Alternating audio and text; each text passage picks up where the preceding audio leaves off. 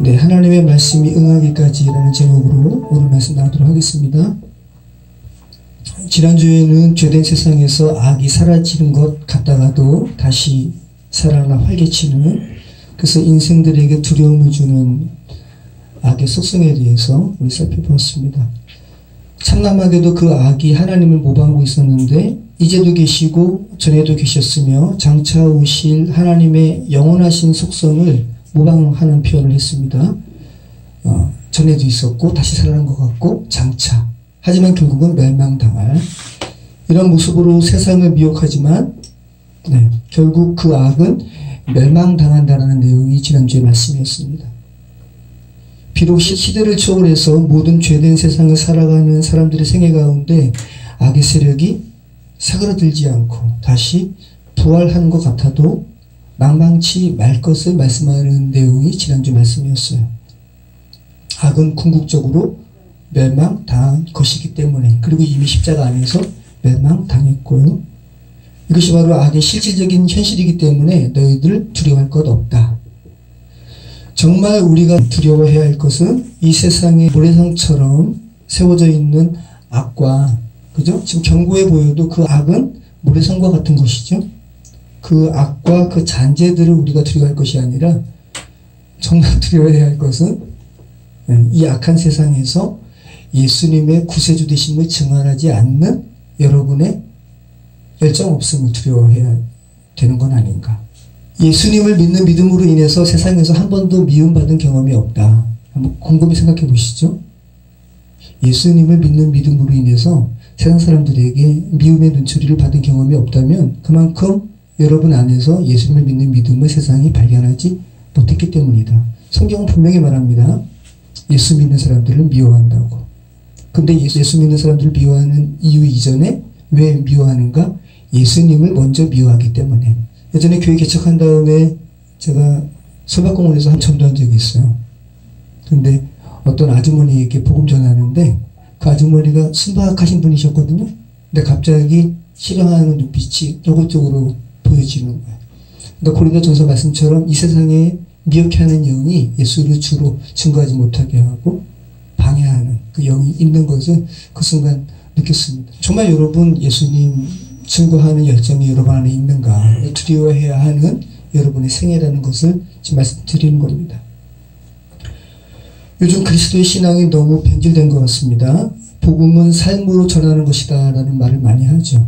저희도 외부적으로는 토기장이 교회라는 팻말이 없잖아요. 주일날만 걸지. 평소에는 토기장이 집이죠. 이런 식으로 복음은 삶으로 전하는 것이지 라는 것으로 저희도 이런 사역을 하긴 하지만 분명한 것은 저희가 토기장이 집이라고 하더라도 결국은 저희가 말로 예수를 전해야 됩니다. 저는 그런 부분을 계속 고민하고 있고 계속 그런 부분에 대한 부담감이 있어요. 복음은 결국은 말로 전하는 거예요. 말로 전하지 않으면 저한테 예수를 주라고 한 번도 가르쳐준 사람이 없습니다 라는 사람들이 있거든요. 말로 전하는 겁니다. 행위로 전하는 것은 한계가 있어요. 그죠? 따뜻한 삶으로, 행위로 그들의 삶에 접근하더라도 내가 이렇게 하는 이유는 예수께서 주이시기 때문에 그렇습니다 라고 전해야 된다는 거죠. 여러분 안에 지금 예수 그리스도를 믿는 믿음이 생성되셨다면 그것은 분명합니다.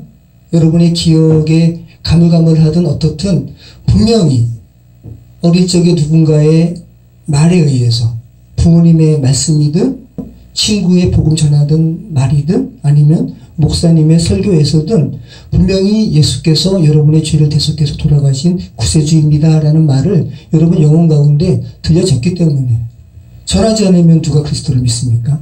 그리스도가 주라고 전하지 않는데. 또 어떤 사람은 그리스도도 믿어도 되고 이렇게 전하는 세상에서 여러분은 그거 아니라고 예수 그리스도만 구세주라고 증언해야 되는 것이죠. 근데 예수 그리스도의 주되심을 전하면 분위기가 싸해질까봐, 그죠? 좋은 게 좋은 거지 하면서 결국은 복음을 전하지 않는 그러한 삶이 최근 변질된 우리네 일상은 아닌가. 지금 시대가 그래요라고 변명하거나 스스로에게 위안 삼으실 것은 아니란 말씀이에요. 시대는 언제나, 인간 시대는 언제나 예수님 믿는 믿음을 미워했어요. 언제나 예수님 전하는 것을 미워하고 거절했습니다. 그러니까 시대 핑계에 될 것은 아니란 말씀이죠. 여러분 안에 생명에 대한 열정 부분이지 시대 핑계할 것은 아니다. 요한계시록이 지금 그 말씀하고 있는 겁니다. 자, 우리 오늘 말씀 같이 읽도록 하겠습니다. 계시록 17장 12절 말씀 같이 읽겠습니다. 내가 보던 열불은 열왕이니 아직 나라를 얻지 못하였으나 다만 짐승과 더불어 짐승처럼 한동안 권세를 받으리라. 네, 7 짐승에 이어서 열불에 대한 말씀이 나오고 있습니다. 근데 참 흥미롭잖아요. 머리가 7이면 뿔도 몇 개라고 이야기해야지 자연스러워요? 뿔도 7이라고 해야지 자연스러울 것 같은데 왜 또 열입니까? 그죠? 다니엘서의 뿔 열 달린 짐승에 대한 이미지를 체험한 것이긴 하는데 뭐 그래서 세대주의적으로 이렇게 갖다 붙이는 이들도 있지만 굳이 그럴 필요 없고요. 요한계시록은 항상 은유와 상징으로 예수시대 복음을 증거하고 있는 것이기 때문에 7과 10은 다 완전수를 의미합니다. 그래서 7과 10이라는 수가 상징하는 의미를 취해서 악한 세력에 이렇게 능력이 있어, 이렇게 파워 있는 존재야 라는 것을 지금 강조하고 있는 표현이죠. 뿔은 머리의 부속물이죠. 그리고 열뿔은 열왕이라고 이렇게 말씀하고 있습니다. 그래서 악한 자, 사탄의 영향 아래 탄생한 세상 권력, 세상 시스템 이런 정도로 여러분이 이해하면 좋겠습니다. 단순히 세상 군주의 의미를 넘어선 악한 시스템의 정점에 위치하는 세력의 이미지를 뿔열 이렇게 표현하고 있다는 겁니다. 그런데 이 열뿔은 열왕이니 아직 나라를 얻지 못하였으나 다만 짐승과 더불어, 그러니까 지금 짐승, 그죠? 그리고 7머리, 그리고 열뿔, 그리고 음녀 다 악을 지금 표현하고 있는 거예요. 악에 대해서 이렇게 다양하게 지금 표현하고 있는 겁니다. 자, 그런 악한 자들이 권세를 얼마 동안 잡는다고 나오고 있어요? 한동안, 그죠? 한동안이라고 그들이 권세 잡는 기간을 지금 제한하고 있죠. 그러니까 마냥 주어진 악의 권세가 아니라는 거죠. 한동안. 그래서 헬라어로 하나를 의미하는 헤이스라는 단어와 24시간의 제한된 시간, 또 어떤 계절, 낮, 시간 이런 의미를 가지고 있는 호라의 합성어예요. 그러니까 제한된 시간이라는 겁니다. 제한된 시간. 오직 제한된 시간만큼 그들에게 악의 권세가 주어질 거야 라는 표현입니다. 악한 권세가 영원할 것 같아도 일시적인 것이야 라는 것을 지금 말씀하고 있습니다. 일생을 무소불위의 권력으로 사람을 살상하는 인물들이 박제가 되어서 유리관 속에 누워있는 모습을 저와 여러분은 보죠. 근데 여러분 그게 무슨 의미가 있어요? 아마 그 영혼들도 지금 그곳에서 자기들을 이렇게 방부 처리해가지고 계속 이렇게 세상에 이렇게 공개하는 거 수치스러울 거예요. 그들이 그렇게 권력을 가지고 일생을 살아갈 때 아마 무한하겠지 라는 생각을 했을 겁니다. 그런데 그들의 인생 제아무리 몇십 년을 살더라도 결국은 성경의 표현대로 한다면 한동안이라는 표현으로 제한된 시간 동안 그렇게 악한 권세를 누린 것을 우리는 지금 보고 있습니다. 자, 오늘 본문의 한동안으로 번역된 단어가 뭐라고요? 하나를 의미하는 헤이스, 그리고 시간을 의미하는 호라라는 단어를 이렇게 한동안으로 번역했는데 계시록 18장에는 한 시간으로 번역을 했습니다. 우리말로. 근데 똑같이 헤이스와 호라예요. 한번 볼까요? 계시록 18장 10절. 악에 대해서 지금 어떻게 표현하는지, 얼마나 제한된 시간에 너가 존재하는 것임을 이렇게 폭로하는지 우리 한번 계시록 18장 10절 읽겠습니다. 그의 고통을 무서워하여 멀리 서서 이르되 화이토다 화이토다 큰 성 견고한 성 바벨론이여 한 시간에 내 심판이 이르렀다 하리로라. 예. 여기서 큰 성, 견고한 성, 이것이 지금 정말 악한 성이 크다, 견고하다, 이렇게 지금 고백하는 말이 아니라 그랬죠. 조롱하는 말입니다. 야, 너 크다면서, 너 견고하다면서, 근데 너 이제 1시간밖에 안 남았네? 이렇게 지금 조롱하는 겁니다. 자, 계시록 18장 17절 우리 같이 읽겠습니다. 그러한 부가 1시간에 망하였도다. 모든 선장과 각처를 다니는 성객들과 선원들과 바다에서 일하는 자들이 멀리 서서. 계시록 18장 19절 읽습니다. 티끌을 자기 머리에 뿌리고 울며 애통하여 외쳐 이르되 화이토다 화이토다 이 큰 성이요 바다에서 배부리는 모든 자들이 너의 보배로운 상품으로 치부하였더니 1시간에 망하였도다. 다 헤이스 호라. 나름대로는 70년이 될 수도 있고요. 또 요즘에 백세 시대라고 하니까 100년 넘는 시간 동안 이런 부와 사치와 권력을 누릴지라도 결국은 1시간이야. 한순간이야, 찰나야. 이렇게 말씀하고 있는 거죠. 그리고 계시록의 표현에서는 특별히 악한 자와 관련된 이런 제한된 시간을 뭘로 표현한다고 그랬죠? 42달. 그죠? 그런데 그만큼 또 하나님의 교회, 성도는 고통받는 시간이죠. 하나님께 또 양육받는 시간이고, 다른 표현으로 1260일, 한때, 두때, 반때, 3년 6개월. 수치가 똑같습니다. 근데 악의 개념으로는 42달. 악한 자에게는 허락된 시간, 그리고 믿는 자들에게는 양육받는 시간, 고통의 시간. 하지만 그 너머 하나님의 승리가 보장된 시간. 여러분 아마 스마트폰 배터리가 방전되지 않고 계속 그죠? 유지될 수 있으면 아마 대박 날 거예요. 그죠? 스마트폰 방전 걱정 없이 사용할 수 있다면 얼마나 좋을까요? 차 연료가 거의 바닥날 것 같이 연료가 이렇게 앵고 가까이 가면 불안하죠. 제가 이 지방에 와가지고 저희 교회 차로 저희 지방에 장례가 나가지고 저희 지방 목사님들 모시고 연세대 세브란스 병원 간 적이 있는데 부가 스카이웨이로 갔거든요. 근데 가다가 끊겼어요.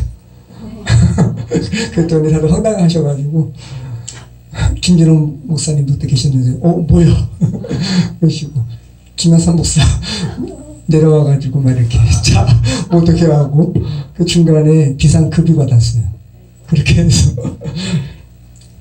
연료가 끊기면 근데 우리 지금 제가 드리는 말씀이 악의 세력이 이렇게 제한되어 있다는 것을 말씀드리는 겁니다. 태양열 충전도 영원한 것이 아니죠. 왜? 태양도 피조물이니까. 자, 성경은 특별히 악에 대해서 제한적인 시간 동안 그 악은 허락된 거야 라는 것을 지금 말씀하고 있다는 겁니다. 영원하지 않다는 겁니다. 그리고 악에 고통당하는 교회에도 격려하고 있는 것이죠. 야, 너희 지금 고통당하지? 이거 일시적인 거야 라는 것을 지금 말씀하고 있다는 거죠. 악의 입장에서는 아마 자신에게 이 자신이 누리는 악의 권세가 영원하다고 이렇게 표현되기를 바랄 거예요. 그런데 아쉽게도 성경은 분명하게 너희 일시적인 거야 라고 지금 말씀하고 있다는 거죠. 제가 개혁 성경에 우리말로 영원이라는 말로 번역된 이런 구절이 몇 구절이 있을까 한번 살펴봤습니다. 몇 구절일 것 같아요. 성경의 신구약에 영원이라는 우리말로 원어로 하면 좀 복잡하니까 왜 헬라어, 히브리어 각각 이렇게 찾아야 되니까 쉽지 않죠. 그런데 우리말 개역개정 성경에 영원이라는 말로 번역된 구절이 몇 구절일까요?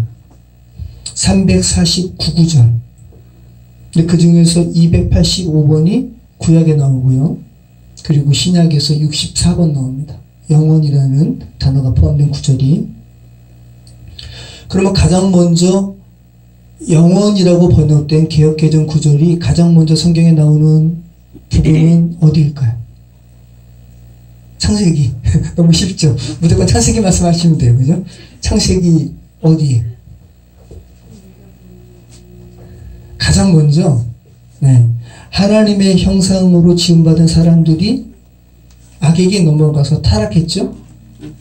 그 다음에 하나님께서 그 인간들에게 하나님의 형상으로 지음받은 인간이 아니라 이미 악에 빠져서 짐승이 되어버린, 짐승과 다를 바 없는 그 인간들에게 하신 말씀에 영혼이라는 말이 가장 먼저 나옵니다. 창세기 6장 3절 한번 읽어보시죠. 창세기 6장 3절. 자, 같이 읽어보겠습니다. 여호와께서 이르시되 나의 영이 영원히 사람과 함께하지 아니하리니 이는 그들이 육신이 됨이라. 그러나 그들의 날은 120년이 되리라 하십니다. 여기 육신이란 말이 그러니까 하여튼간 고깃덩어리란 말이에요. 히브리어 원어가.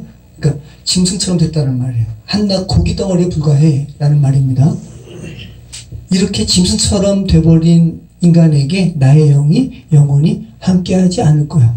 그럼 이렇게 짐승처럼 되어버린 한낱 고깃덩어리처럼 되어버린 영혼들이 비록 육체의 날이 120년이더라도 결국은 일시적인 것이잖아요. 그죠? 그럼 여기서 이 상태에서 하나님의 형상으로 회복되지 않으면 이들은 또 어떻게 될까요? 영원히 하나님과 분리된 채 존재하게 되는 거죠. 자, 그리고는 이제 사람을 회복시키는 것과 관련해서 영원이라는 단어가 언급됩니다. 자, 창세기 9장 16절. 이제 하나님께서 이제 회복시키시는 거예요. 무지개가 구름 사이에 있으리니 내가 보고 나 하나님과 모든 육체를 가진 땅의 모든 생물 사이에 영원한 언약을 기억하리라. 자, 그리고 창세기 13장 15절에 아브라함에게 말씀하시는 건데 보이는 땅을 내가 너와 내 자손에게 주리니 영원히 이르리라. 계속 나와요. 200번 넘게 이제 구약에 나오고, 자, 신약에서는 이제 또 영원이라고 번역된 우리말 이 구절이 어디에 있을까요? 여러분이 예배 때마다 외우는 구절이 있어요. 뭐죠? 주기도문. 네. 주께서 가르치신 기도. 마태복음 6장 13절. 뭐 안 찾아보셔도 됩니다. 외우시면 되니까. 우리를 시험에 들게 하지 마시옵고 다만 하소서 구하옵소서. 대개 나라와 권세와 영광이 아버지께 영원히 있사옵나이다. 네. 여기서 이제 영원이라는 말이 나오죠. 나라와 권세와 영광이 아버지께 영원히 있다는 겁니다. 자, 그리고 이제 사람에게 영원하다는 말이 이제 나옵니다. 자, 요한복음 6장 35절. 자, 그러면 육체가 되어버린 이 인간들이 누구에게 접붙임 될 때 영원에 이르게 될까요? 예수님께. 그죠? 또 하나님께. 자, 요한복음 6장 35절. 예수께서 이르시되 나는 생명의 떡이니 내게 오는 자는 결코 줄이지 아니할 터이요 나를 믿는 자는 영원히 목마르지 아니하리라. 예. 예수님께 가는 자들. 요한복음 6장 58절. 이는 하늘에서 내려올 떡이니 조상들이 먹고도 죽은 그것과 같지 아니하여 이 떡을 먹는 자는 영원히 살리라. 이 조상들이 먹은 떡도 신비로운 떡이에요. 왜냐하면 하늘에서 그냥 아침마다 내려온 떡이니까 만나를 말하잖아요. 근데 그것과 같지 않아. 그거 먹고도 결국은 죽었거든. 그죠? 근데 나는 산떡이다. 나를 먹으면 영원히 살 거야. 라고 지금 말씀하고 있는 거죠. 자, 요한복음 8장 35절. 계속 영혼에 대해서 이야기합니다. 종은 영원히 집에 거하지 못하되 아들은 영원히 거하나니. 예. 그리스도 안에서 하나님의 아들 된 자는 영원히 거한다. 자, 베드로전서 5장 10절. 베드로전서 5장 10절.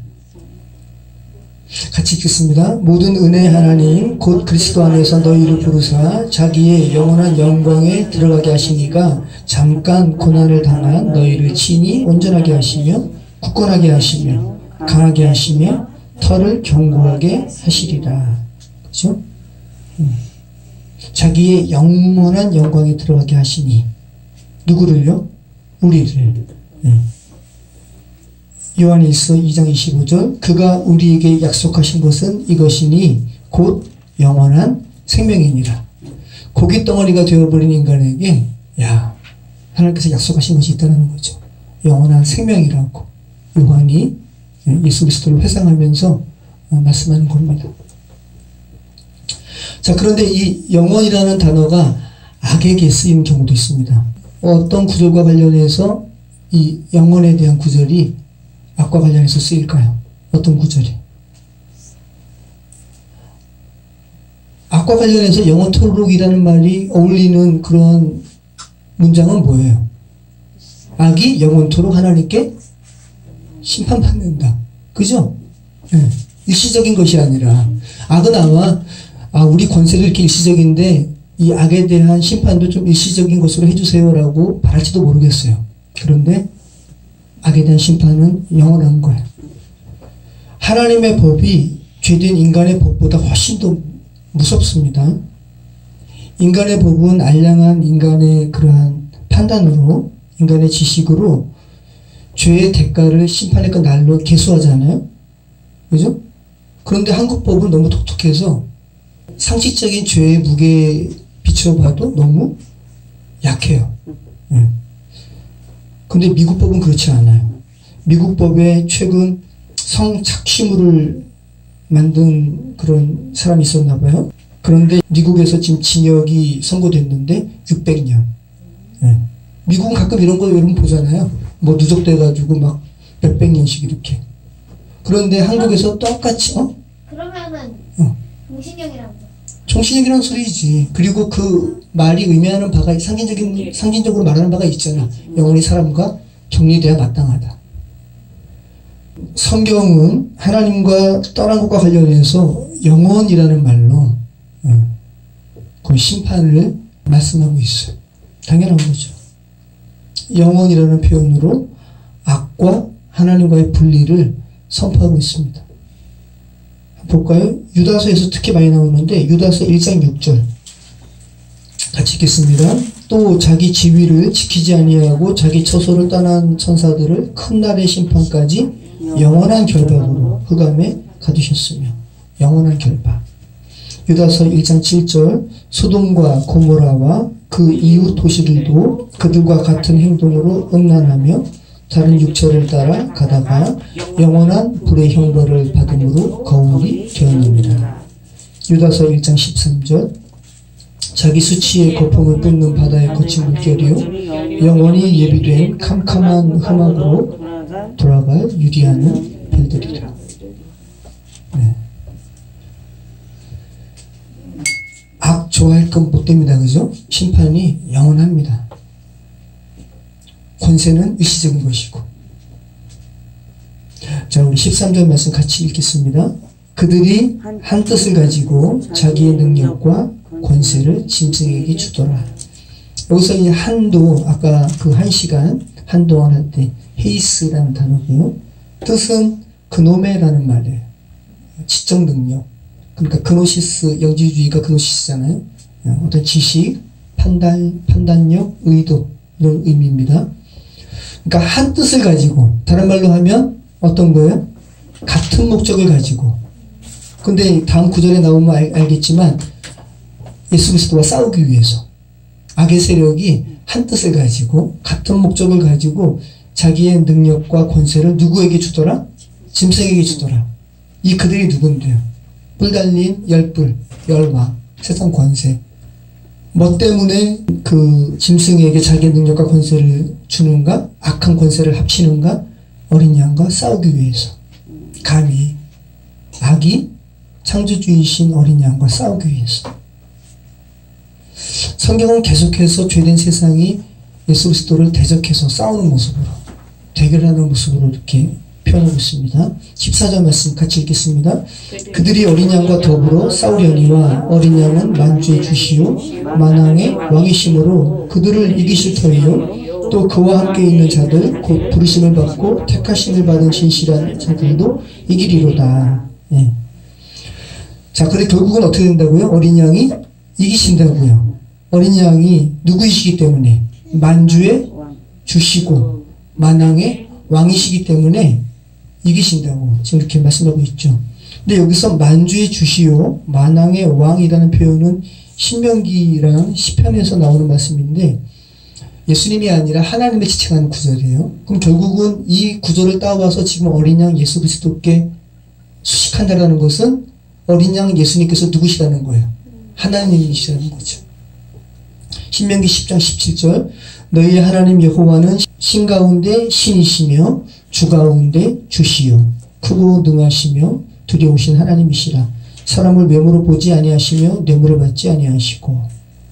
시편 136편 3절 주들 위에 뛰어난 주께 감사하라. 그 인자하심이 영원함이로다.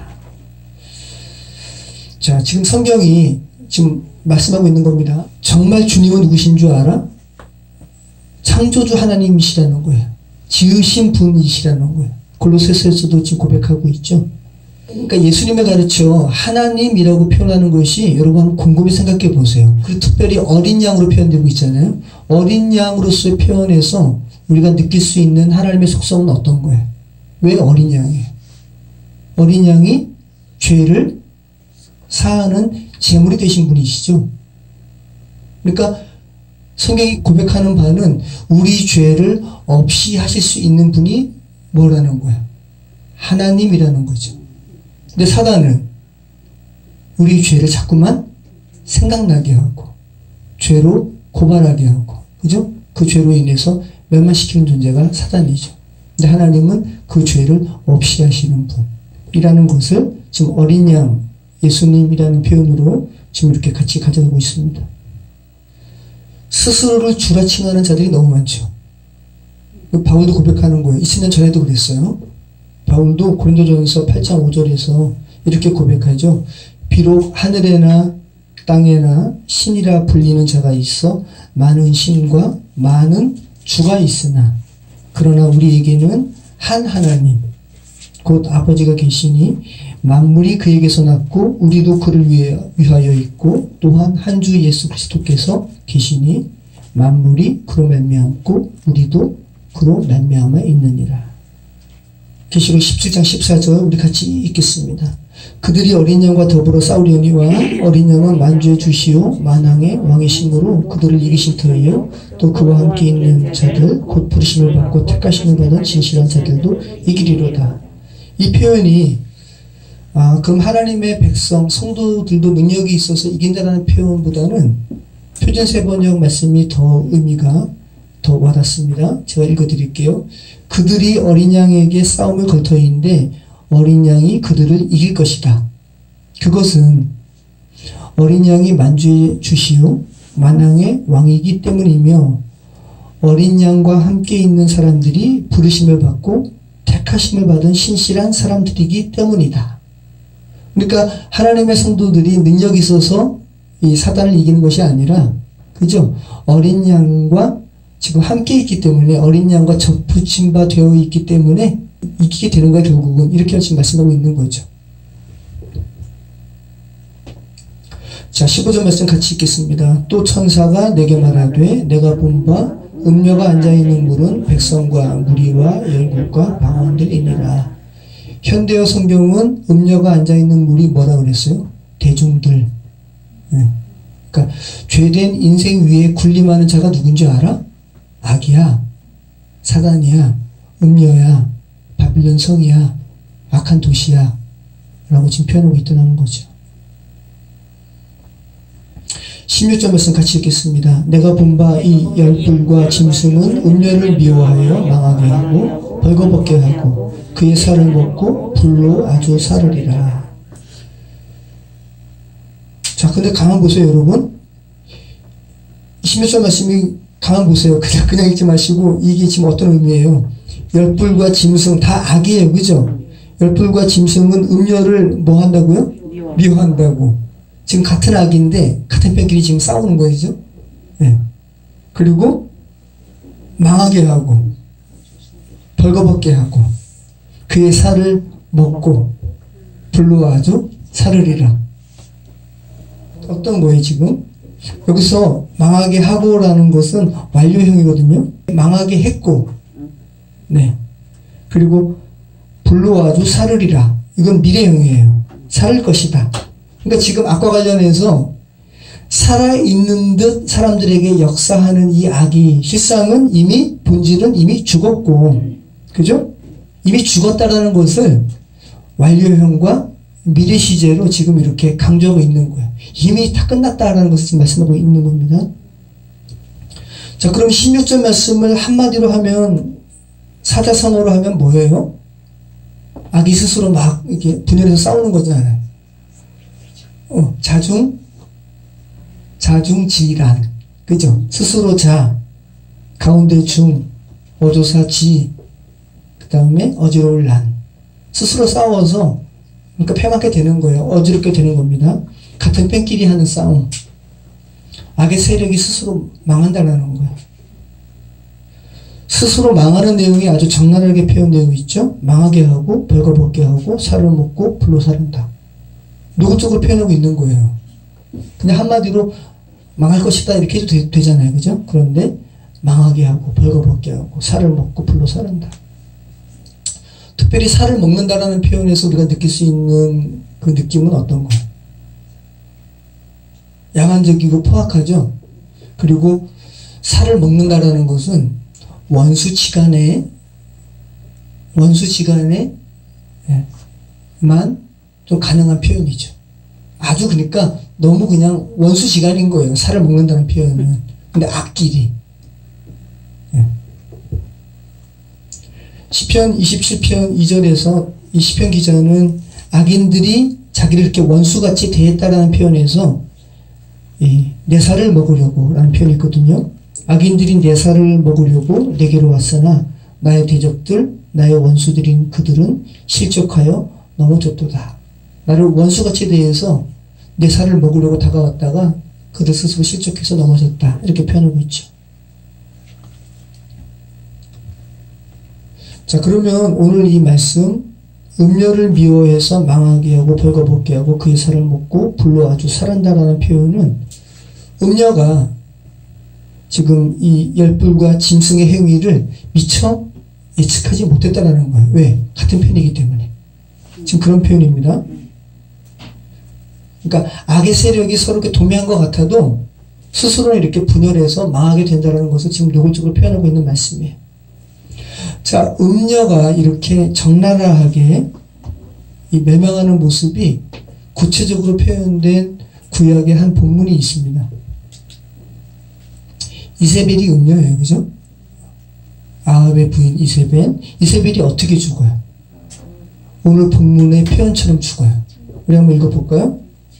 열왕기하 9장 31절로 37절. 예후가 문에 들어오매 이르되 주인을 죽인 너 시므리여 평안하냐 하니, 여기서 예후는 북이스라엘의 신하였어요. 그런데 나름대로 악의 편에서는 반역을 해서 이 이세벨의 아들을 죽이죠. 그래서 지금 말하는 사람은 이세벨입니다. 지금 이제 예후가 이세벨마저 죽이려고 지금 성 안에 들어오니까 지금 이렇게 말하는 거예요. 주인을 죽인 너 시므리여 평안하냐. 이 시므리는 예후의 다른 이름이 아니에요.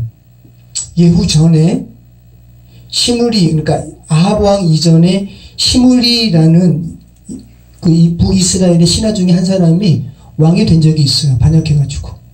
근데 7일 천하예요. 7일 만에 자살했습니다. 포위돼가지고. 그래서 지금 야, 너 주인을 반역한 시므리처럼 예후 너도 반역하는구나. 이렇게 지금 빗대서 말하는 겁니다.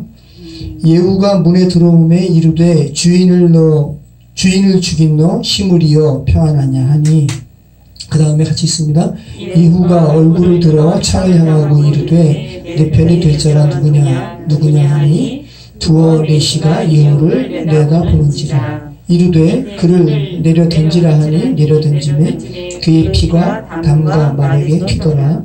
예후가 그의 시체를 밟으니라. 예후가 들어가서 먹고 마시고 이르되 가서 이 저주받은 여자를 찾아 장사하라. 그는 왕의 딸이니라 하매 가서 장사하려 한즉 그 두골과 발과 그의 손 외에는 찾지 못한지라. 돌아와서 전하니 예후가 이르되 이는 여호와께서 그 종 디셉 사람 엘리야를 통하여 말씀하신 바라. 이르시기를 이스라엘 토지에서 개들이 이세벨의 살을 먹었지라. 그 시체가 이스라엘 토지에서 걸음같이 밭에 있으리니 이것이 이세벨이라고 가리켜 말하지 못하게 하셨느니라 하였더라. 이세벨도 여러분 좀 생각하지 못하게 갑자기 망한 거예요. 개들이 이세벨의 시체를 먹었어요. 뭐만 남았다 그래요? 두골과 발과 그의 손 외에는 찾지 못할 정도로 먹힌 거예요. 지금 아주 노골적으로 지금 표현하고 있는 겁니다. 내가 본 바 이 열불과 짐승은 음료를 미워하여 망하게 하고 벌거벗게 하고 그의 살을 먹고 불로 아주 사르리라. 자, 17절 말씀. 이는 이렇게 악이 스스로 멸망하게 된 이유는 이라고 하면서 표현하고 있죠. 이는 하나님이 자기 뜻대로 할 마음을 그들에게 주사 한 뜻을 이루게 하시고 그들의 나라를 그 짐승에게 주게 하시되 하나님의 말씀이 응하기까지 하심이라. 또 내가 본 그 여자는 땅의 왕들을 다스리는 큰 성이라 하더라. 자, 우리가 지금 악의 멸망에 대해서 오늘 우리가 본문을 읽어봤는데 하나님께서 악을 멸하시는 두 가지 방법이 나오고 있죠. 하나는 어린 양께서 친히 악을 징벌하시는 거예요. 그죠? 또 하나는 악이 스스로 분열해서 망하는 거예요. 이것이 바로 하나님께서 악을 멸하시는 방법입니다. 하나님에 의해서도 악은 파멸되고 또 스스로도 악은 멸망하는 거예요. 시작부터 어긋났기 때문에 악의 결국은 이러나 저러나 망할 수밖에 없습니다. 악이 이렇게 스스로 분열하게 된 것에 대해서 이렇게 표현하고 있죠. 하나님이 자기 뜻대로 할 마음을 그들에게 주사. 그러니까 악이 스스로 자중질환을 일으키는 것도 하나님의 주권하에 있음을 우리는 알게 됩니다. 절대 주권자이신 하나님을 다시 한번 드러내는 그런 구절이죠. 여러분, 역사가 히스토리잖아요. 그죠? 히스토리, 그분의 이야기. 역사는 정말 하나님의 이야기예요. 이 안에 그런데 이 안에 신비가 있어요. 역사가 하나님의 이야기라고 해가지고 오늘 이 본문에 악이 스스로 이렇게 분열하게 된 것은 하나님께서 그 마음 주셨기 때문이야. 그럼 결국은 로봇네? 인간의 역사에서 그럼 나는 악한 행동을 하도록 주께서 그 마음 주신 거야? 나 로봇네? 그럼 내 잘못 아니네? 하나님 잘못이네? 이렇게 말할 수 있어요. 그죠? 근데 이것은 오류예요. 여러분. 이게 신비입니다. 결과론적으로는 여러분 우리 인생이 하나의 배역이라고 볼 수 있잖아요. 그죠? 여러분이 지금 연극의 주인공으로 살아가는 거 아니에요. 지금 수빈이 아버님이 연극 배우셨지만 지금 여러분이 지금 연극 배우예요. 그 누구보다도 최고의 배역을 지금 하고 계시죠. 여러분이 스스로 대화 나눌 때 막 어색해가지고 막 그러지 않잖아요. 자연스럽게 하잖아요. 근데 그게 결국은 하나의 드라마죠. 드라마인데 결과론적으로 여러분 히틀러는 악의 역할을 한 것 같잖아요. 그죠? 그죠? 처칠은 그 나치에 대항해서 나름대로 선한 역할을 한 것 같잖아요. 근데 이것이 하나님께서 로봇처럼 너는 악한 역할에 너는 선한 역할에 이렇게 맡기신 것이 아니라고요. 그들 스스로 그것을 택했다고요. 이게 신비란 말이죠. 결과론적으로 악역, 선한역으로 이루어진 정해진 이야기 같아도 그 안에서 하나님께서 호흡을 주셔서 그 인생을 살아가게 하신 이들은 그 스스로의 의지대로 자기가 살 것을 결정하고 그 삶을 살아가는 거예요. 그들의 자유의지로 악한 역할을 하든지 선한 역할을 하든지 그들 스스로가 택한 결과라는 거예요. 여러분이 악한 행동 지금껏 했을 때 여러분 스스로 했잖아요.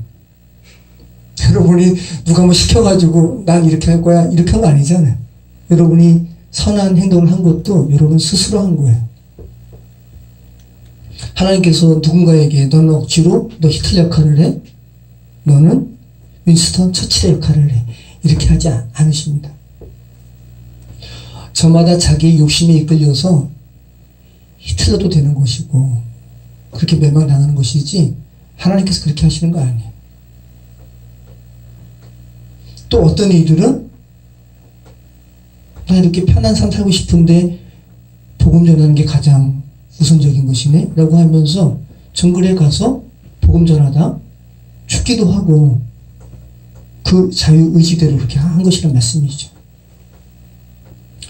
그런데 하나님께서는 이러한 각각의 의지대로 살아가는 인생을 시줄과 날실로 엮어서 철을 엮듯이 인간이 보기에는 헤아리지 못하게 하셨어요. 그런 가운데 하나님은 당신의 역사를 쓰고 계시는 거예요. 히스토리를. 그리고 그 하나님의 역사는 결국은 악의 멸절로 귀결되는 것이고 또 궁극적인 하나님의 승리라는 복음으로 완성되는 것이 하나님의 역사죠. 이러한 내용이 성경에 담겨 있는 거예요. 그래서 이것을 사람들은 섭리라고 이야기합니다. 성경에 섭리라는 말은 없어요. 단어는. 근데 성경은 섭리로 가득 차 있어요. 에스더서에 하나님이라는 말이 있어요? 없어요? 하나도 없어요. 하나님이라는 단어가 없어요. 에스더서에. 그런데 에스더서는 하나님의 히스토리죠. 하나님의 섭리로 가득한 책이죠. 여러분, 악한 일도, 이거 참 무서운 말입니다. 악한 일도 인간들이 자유의지로 할 수 있다는 것은 정말 무서운 말이에요. 왜냐하면 자유의지로 악을 택했기 때문에 그 악에 대해서 책임을 회피할 수가 있어요? 없어요? 회피할 수가 없어요.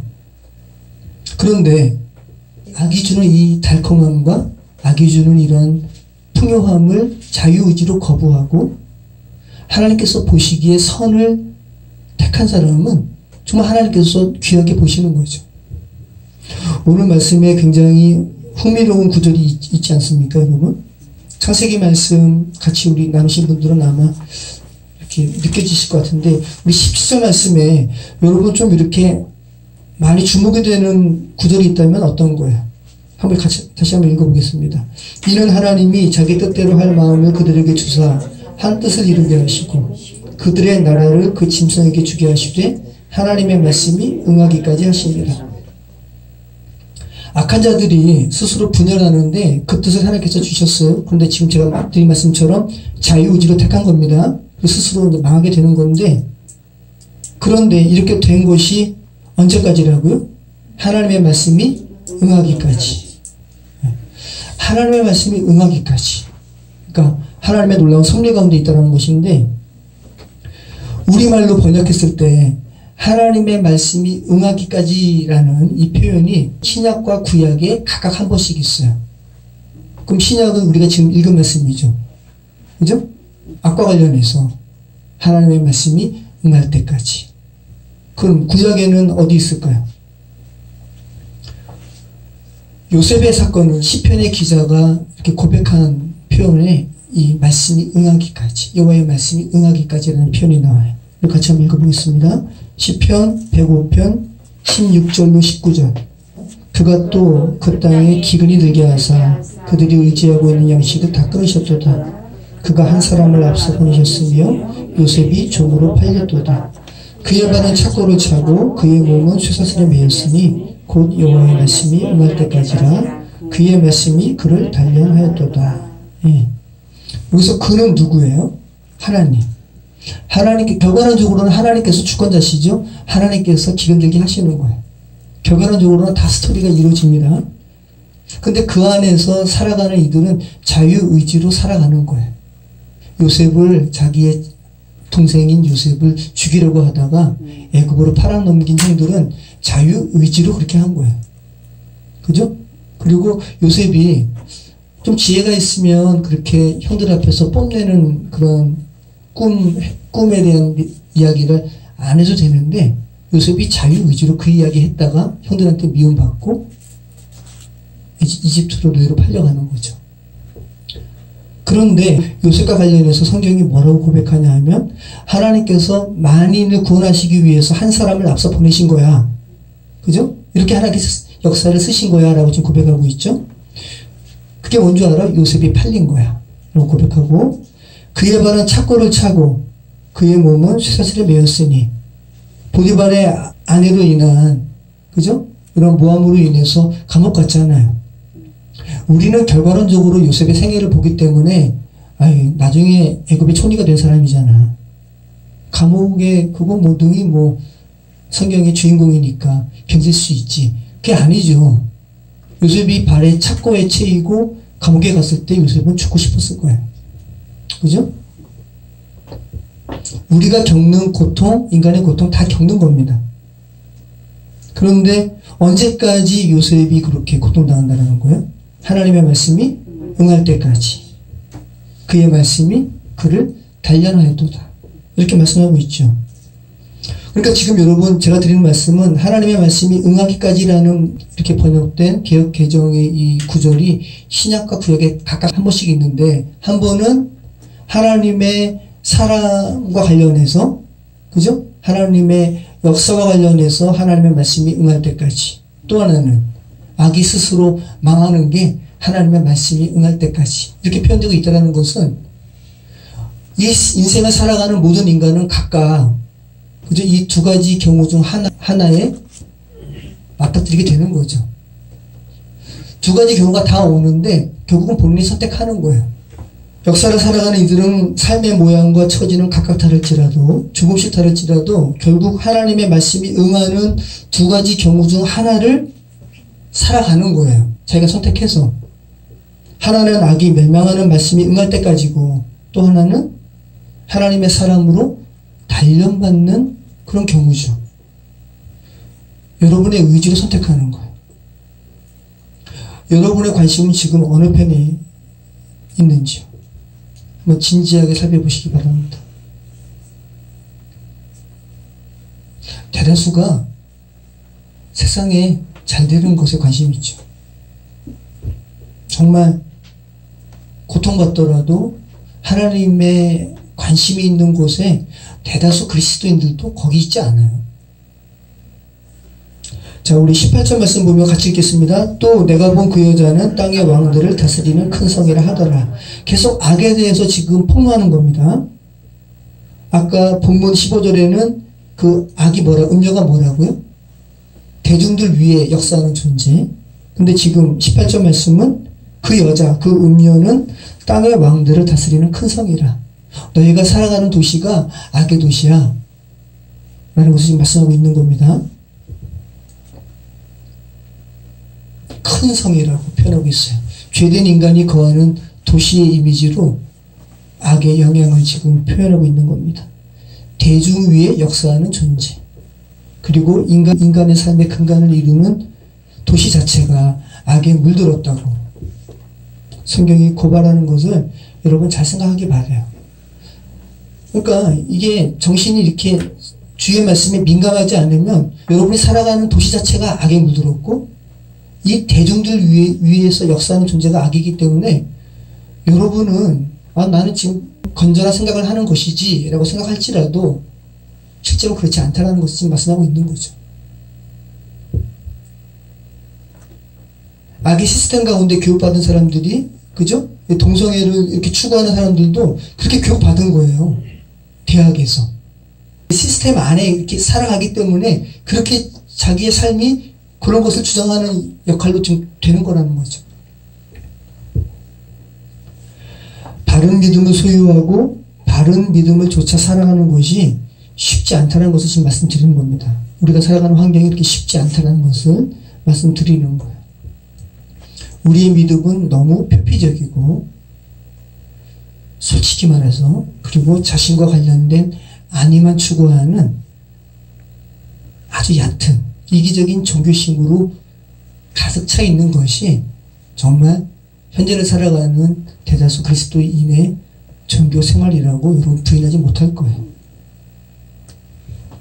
오늘 본문에서 악에게 허용된 시간이 한동안 한 시간이라고 표현됐다고 했습니다. 일시적인 겁니다. 그것은 그 악에 영향받는 우리의 시간도 마냥 긴 것 같아도, 내 인생 이렇게 긴데 나중에 돌아가면 되지, 지금은 좀 이렇게 유혹하는 이것에 좀 빠지고 싶어 라고 말할 정도로 우리 인생이 길지 않다 라는 것을 말씀드립니다. 다시금 어떻게 살아야 할 것인가 고민해야 할 줄 믿습니다. 악과 함께 의미 없이 사그라드는 그런 죄와 같은 인생을 추구할 것인가, 아니면 그 가운데 남아서 빛나는 믿음의 삶을 추구할 것인가 고민해야 할 겁니다. 어저께 아침에 잠을 자는데 지난주에 방송됐던 새롭게 하소서의 한 간증, 제가 이제 잠이 안 오면 유튜브를 들으면서 자요. 그러니까 잠이 부족해, 어떨 때는. 근데 여러분 그런 경험을 한번 해보셔도 좋을 것 같은데, 은혜로운 영상, 은혜로운 설교라든지 듣다가 자잖아요. 근데 잠을 자잖아요. 그러면 이 잠결에 그 메시지가 굉장히 특별하게 들려요. 근데 새롭게 하소서를 들으면서 이렇게 자는데 어떤 분의 간증이 너무 그냥 가슴을 쿵쿵 치는 그런 내용인 거예요. 그래가지고 깬 다음에 다시 들었어요. 한 성악가가 나와가지고, 젊어요. 43, 되신 분 같은데 스페인에서 열렸던 콩쿨 대회에서의 간증을 하는 거예요. 스페인 사라고사라는 곳에서 콩쿨 대회가 있는데 아주 20명 안에 이제 들은 거죠. 그런 가운데 자기가 객석에서 이렇게 있고 사람들이 오디션을 준비하는 리허설을 하는데 다 쟁쟁한 사람들이잖아요. 그러니까 이분이 그 모습을 보다가 문득 자기가 7살 때 할아버지가 임종하는 순간에 그 어린 꼬마가 봤나 봐요. 정말 숨이 왔다가 떠나는구나 하는 것을 느꼈다는 거죠. 그 자기는 그래서 그 할아버지 죽음을 보면서도 하나님의 생명이 왔다가 이렇게 떠나는 것을 보면서도 자기한테 너무나 먼 곳으로 여겨졌다는 거예요. 7살이니까. 자기는 20살도 자기한테 안 올 것 같다고 느껴졌다는 거죠. 근데 이분이 간증하는 거예요. 어릴 적 7살 때 할아버지가 돌아가신 순간, 그리고 이제 눈을 뜨고 한번 깜빡이니까 자기가 군대에 있을 때 밀레니엄, 막 2000년 넘어간다고 막 그랬잖아요. Y2K. 그 순간이 이제 그 군대에서 이렇게 군대에 있는데 2000년 밀레니엄 시로 넘어가는 그 순간이 또 보이고, 그 다음에 또 눈 한 번 딱 뜨니까 지금 바로 여기 이렇게 리허설 순간에 이렇게 앉아있는 자기 모습이 보인 거예요. 눈 3번에 30살 훌쩍 넘은 모습이 이제 보이신 거죠. 그러면서 주님께서 주신 마음이라고 고백하는 거죠. 드는 생각이, 하나님께서 그렇게 말씀하시는 것 같더래요. 야, 너가 지금 눈 3번 깜빡이니까 지금 이 순간 와 있지? 너 눈 3번 더 깜빡이면 이제 너 7살 때 할아버지의 그 임종순간 본 것처럼 그렇게 하나님께로 이제 가야 되고, 오디션에서 너가 이렇게 사람들한테 심사위원에게 평가받는 자리에 있는 것처럼 너의 인생을 하나님께서 평가하실 건데, 누구한테 좋은 평가받는 그 삶이 좋겠니? 그 마음 들으면서 이분이 이제 마음이 좀 편안해지면서 그 오디션에 참가한 사람들을 위해서 뭐 했겠어요? 중보하는 마음이 들었다는 거죠. 하나님, 저분들도 하나님 알게 해주세요. 여러분 한 분 한 분에게도 지금 적용되는 말씀이죠. 그죠? 우리가 똑같이 음녀로 불리우는 큰 성 바벨론에서 우리 살아갑니다. 죄가 파생된 세상 속에서 살아가요. 그 악을 인지하지 못하고 그 시스템 가운데 일시적이고 표피적이고 아주 가치 없는, 결국은 가치 없다고 고백하여질 것들을 여러분 붙들고 살아갈 것인가? 아니면 그 안에서 영원한 가치를 발견하고 영원 속으로 들어갈 것인가? 이것은 바로 지금 결정하는 것이라고. 그리고 여러분의 자유의지의 선택으로 여러분의 인생 가운데 하는 거라고. 하나님께서 그 역할 억지로 부여하지 않는다고. 모쪼록 저와 여러분의 삶에 악의 멸망으로서의 하나님의 말씀이 응하는 것이 아니라 하나님의 뜻이 온전히 서는 그 의미로서 주의 말씀이 응하는 그런 인생 되시기를 축원합니다. 기도하겠습니다. 두 개의 하나님의 말씀이 응하는 그런 상황 가운데 놓여있는 인생이 우리가 살아가는 인생임을 고백합니다. 하나님의 사랑으로 단련되는 그런 부분으로 우리가 속하는 인생 될 수 있도록 성령 하나님 함께하여 주시옵소서. 마냥 긴 것 같아도 한 순간이라는 거 기억하게 하시고 주께 온전히 붙잡힌 바 된 우리의 인생 될 수 있도록 하나님 역사해 주시옵소서. 감사드리며 예수 그리스도 이름으로 기도합니다. 아멘.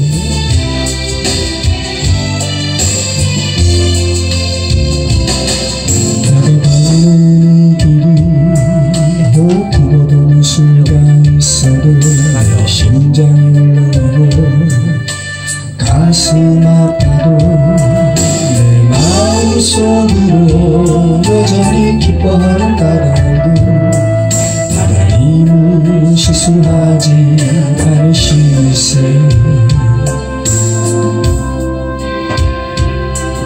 내가 세운 계획이 혹 빗나갈지 모르며 나의 희망 덧없이 쓰러질 수 있지만 나 여전히 인도하시는 주님을 신뢰하는 까닭은 주께서 내가 가야 할 길을 잘 아시겠세.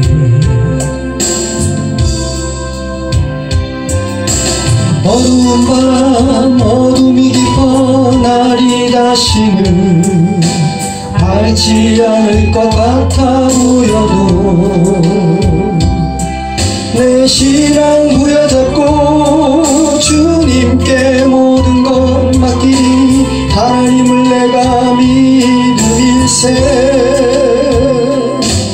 지금은 내가 볼 수 없는 건 너무 많아서 너무 멀리 가물가물 어른거려도 운명이여 오라 나 두려워 아니하리.